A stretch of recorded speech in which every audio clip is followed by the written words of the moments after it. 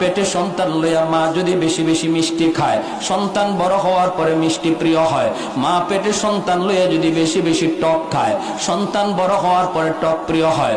মা সন্তান পেটে নিয়ে যদি বেশি বেশি করে গান শোনে, সন্তান বড় হওয়ার পরে গায়ক হয়। মা সন্তান পেটে নিয়ে যদি বেশি বেশি কোরআন তেলাওয়াত করে, সন্তান বড় হইয়া কোরআনের হাফেজ হয়। মা যদি সন্তান পেটে নিয়ে পর্দা করে চলে রে যুবক, তাহলে এই সন্তান বড় হওয়ার পরে মেধাবী হয়। আর পেটে সন্তান নিয়ে যদি মা বেপরদায় চলে, তাহলে এই সন্তান বড় হওয়ার পরে বোকা হয়, প্রতিবন্ধী হয়। কোটি টাকা খরচ করতে পারো সন্তানের পিছনে, মেধা খুলবে না, মেধার বিকাশ ঘটবে না, কারণ মা পেটে নিয়ে বেপরদায় হাঁটতো।